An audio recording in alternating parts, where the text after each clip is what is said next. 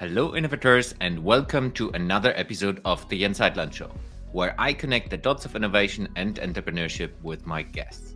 Today's episode is a HIQA episode, and HIQA stands for Human Innovation Questions Answered, a slightly different format than usually because I bring an external interview I gave into the podcast.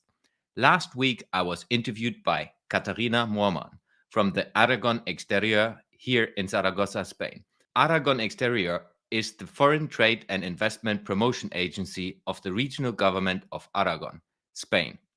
Katharina established a webinar/podcast called La Ventana al Mundo, the window to the world. Enjoy the Q&A, moderated by Katharina Mormann.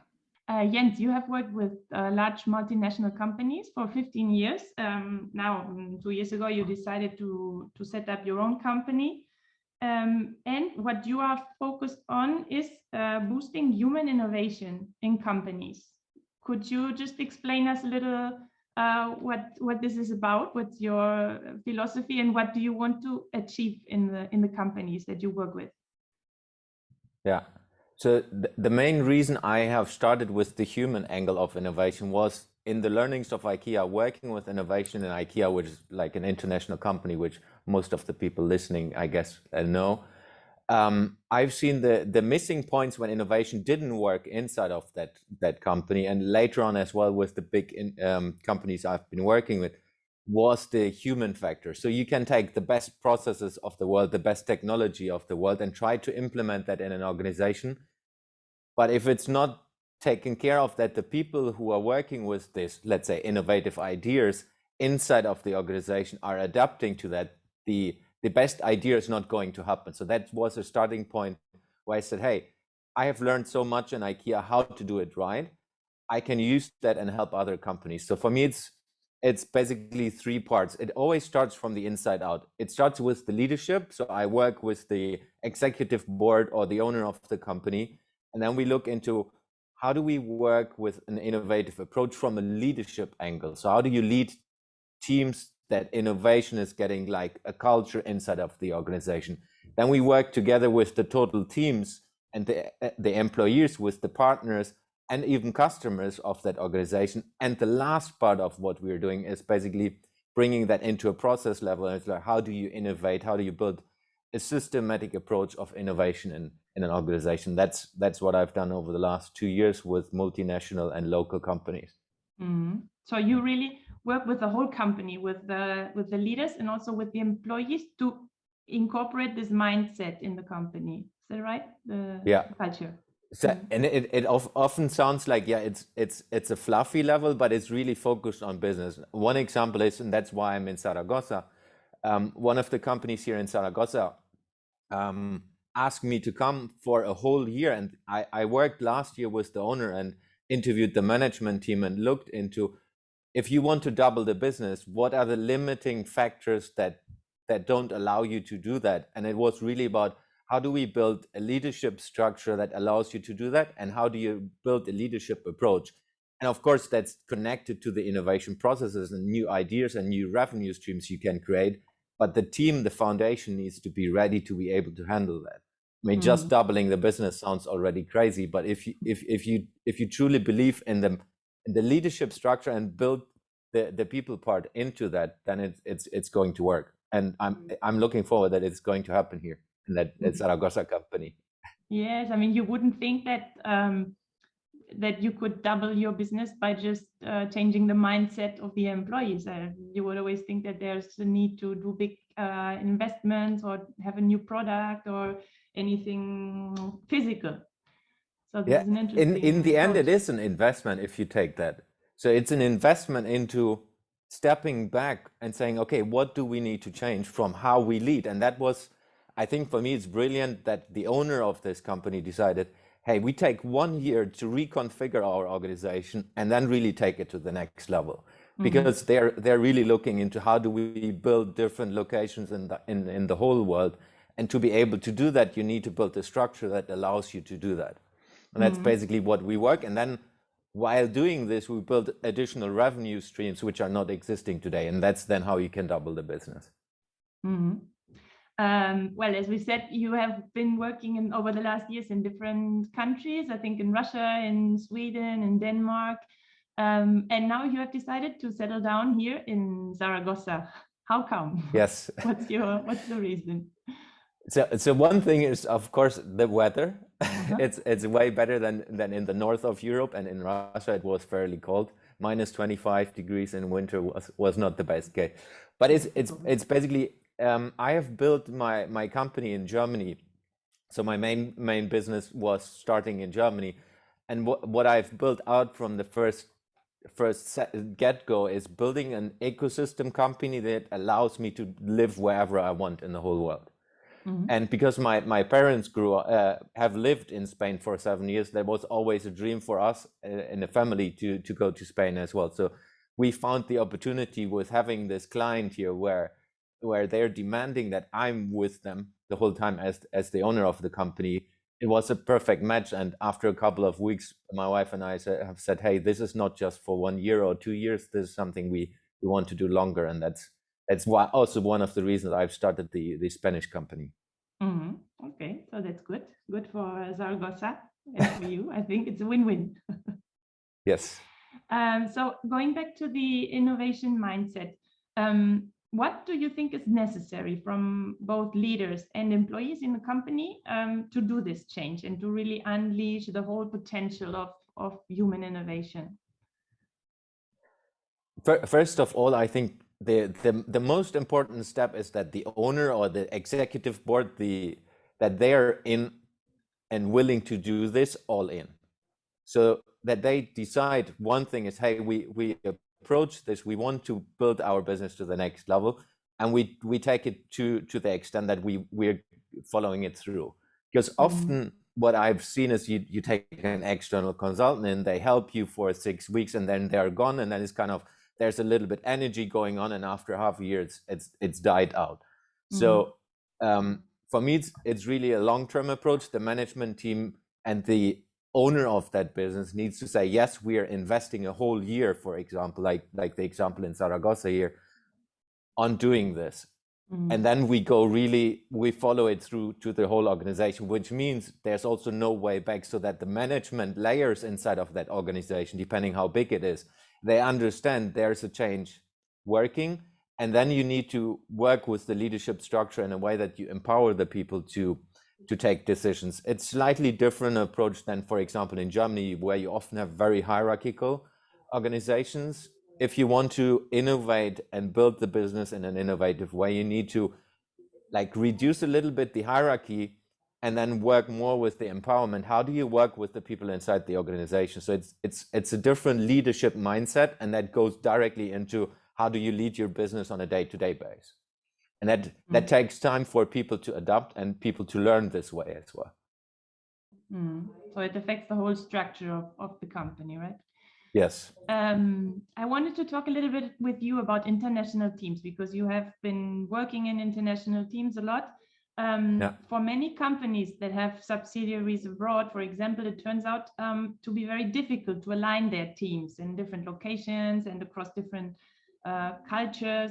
We just saw the example of Eva. I don't know if you understood everything, but she said it's the most important thing to make her Chinese subsidiary work was to have a good communication. What do you think from your experience? What is key to making international teams perform? Yeah, I agree. The communication is a big part. Maybe giving a little bit of background. I was responsible for 25 countries and working with that then 25 cultures, at least, if not more, if you take inside of the countries, there are different cultures. So number one was the willingness to approach the other culture and trying to understand. So if we take the example of Germany and Spain, I'm new in Spain. I've still no idea of the culture in Spain after a couple of months. But for example, when we worked in international teams, we shared, okay, if we take Easter was last week. So why do you celebrate Easter? Because if you work with people in China, they don't understand Easter. They don't understand the background of this. Then if we take Zaragoza, why do you do this marches on Easter? How do you do this? Which I don't understand as a German in that way. So going deeper into the culture aspects of trying to understand the other culture because if you have then a business discussion, you understand where the other person comes from. And that's very easy to understand when you take cultures who are far apart, like Germany and Russia, for example. It was hard for me to understand, okay, why do they still celebrate the Second World War in the way they do with the big parade and so on? Why is it like this? And what is that from a business context? So doing that in a way is really, if you understand the differences, you can have a discussion around that. And then you can say, okay, you see things from a different way, but how do we combine the superpowers? Let's say a German, if we stereotype, is very organized, often at least. How can you combine the superpowers maybe with the Spanish, who are more creative? That you say, okay, we focus on the Spanish people who are more creative, and the German maybe brings the structure. If we combine this from a team approach, then it's going to help all of us to work with the things we like and we're good at. And that's really what you need to learn in a global environment. How do you combine these superpowers that the team results will enable that to grow on a global scale then as well? So it's really about learning about the other cultures and trying to understand each other. And that can be simple things like, I do this today, for example, in the company where I'm in Zaragoza, we do kind of a personal development jam where we just talk about these things and listening in different ways. And I just teach the total company on a specific topic every Friday, and it's just 15 minutes coffee break. And we go into that topics, and then people come out of there, I've never seen it in that way. So it's really starting this understanding, because then it has direct effect in the business. Though that it sounds very fluffy, it's in business decisions when you work with the company that's, let's say, if we take China again, when you work with a company in China and you don't understand how they celebrate different things and why things are important to them, you can't approach them in the best way. So it's not efficient, and then it's not going to work properly. So it's listening both ways, not just Exactly. maybe if you start a subsidiary in a different country, you think that they have to learn a lot from your company, but both sides really have to be able to, or be open to learning from each other. Yeah, maybe a good example from IKEA. When IKEA is going into a new country, what they always do, they take a Swedish person, like where IKEA comes from, to go into opening the country, so that they bring the company Swedish culture into that, but they directly hire local people, so that they directly merge the kind of IKEA culture with the local culture. And then they build basically a nucleus, new culture inside of that country, because it will be always slightly different and adapted, but they bring basically both cultures together and try to evolve that over time. Okay.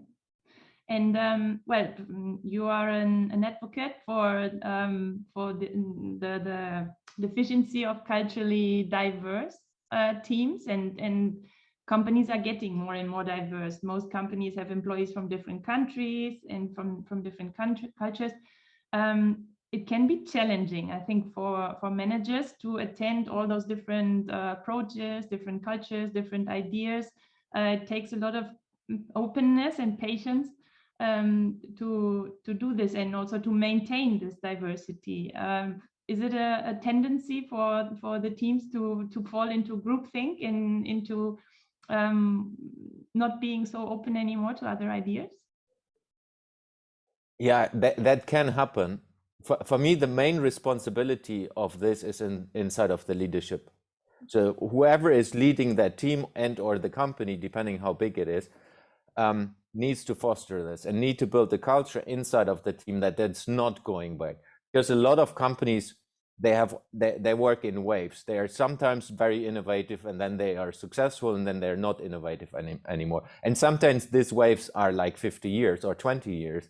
But it's really important that you see, if you look backwards in companies which went down, it's often a leadership issue. It's not that it is an issue of the team is not creative anymore. It's really about how does a leader take it from fostering this on a day-to-day basis, and really on small details. It's not about doing a team coaching or a team exercise every week. It's really what can you do as a leader to do that differently. And the tricky thing, and that's what I believe all companies in the future need to change, is how do you change the leadership structure that you built in an adaptable company with all the forces that are, if we look into the changes from the outside world, if we take Corona and COVID, which hit all of us from a business perspective, the companies that have been able to adapt faster, which means they have had a culture internally that thinks about innovation, are more successful when there is something like Corona or COVID coming.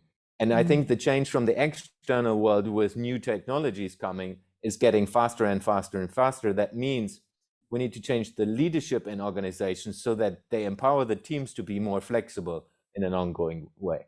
And that's, I think, one of the challenges we will have in the next 5 to 10 years. All our organizations will have that. So the companies who are early on in adapting these new ways of thinking, bringing the culture into the organization where innovation is not a buzzword. For me, innovation is just a tool. Innovation is an opportunity for you to think differently. And if you do that well, it's happening on a day-to-day basis, like a habit you create. So you think it's sustainable over time? Because there are many examples, as you said, of companies that start being really innovative, and then they have their life cycle and they just disappear, some of them. There's some famous or infamous examples for that. You think it's not necessarily like that? You can sustain it? You can. I think it's key part from an ownership of the company to drive this forward and build that into the structure of the business.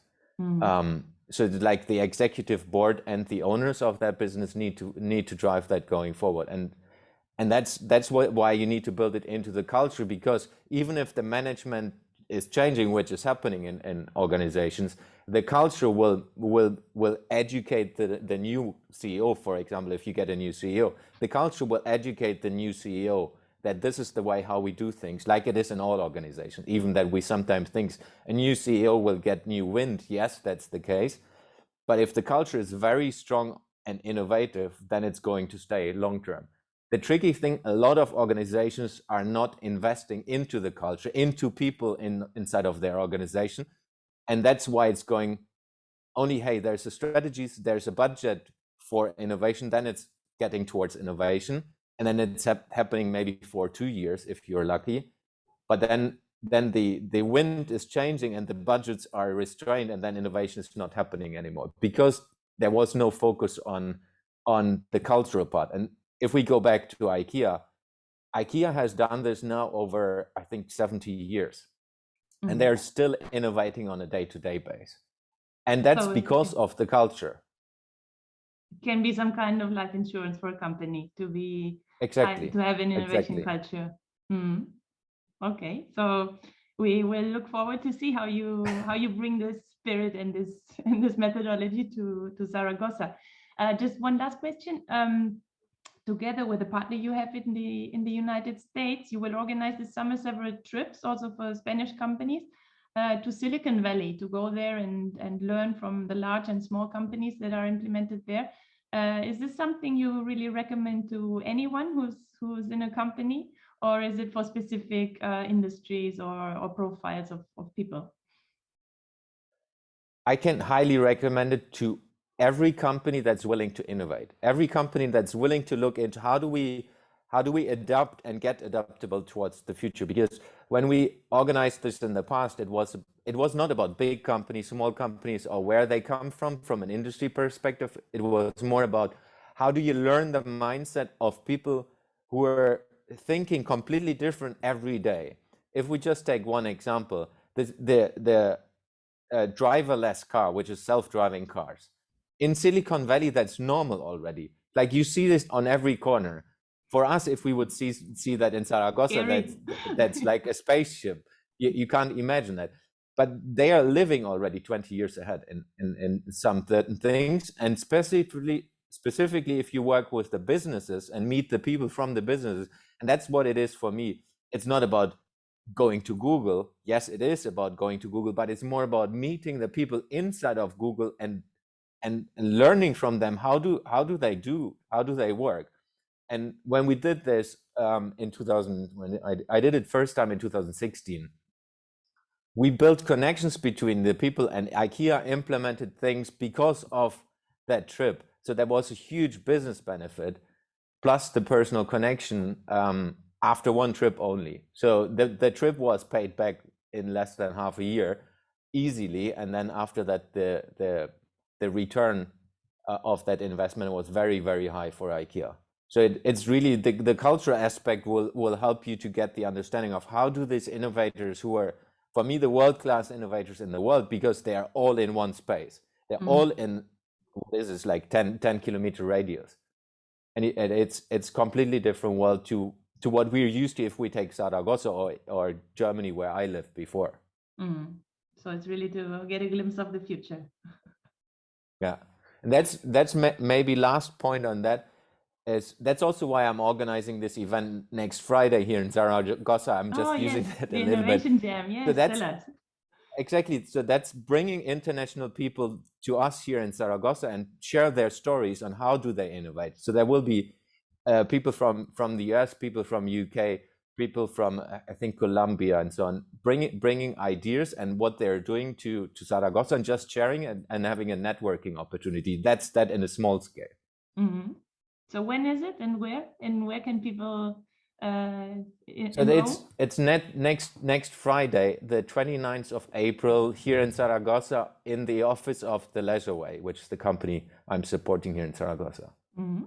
Okay, so anyone interested and you can find it can contact us at Aragón Exterior or can contact you directly via LinkedIn or yes, or whatever. Okay, so we'll be looking forward to that event also. And well, thank you very much, Jens, for being here with us today and Pleasure. for sharing your experience and your ideas with us. Thanks for listening to today's episode.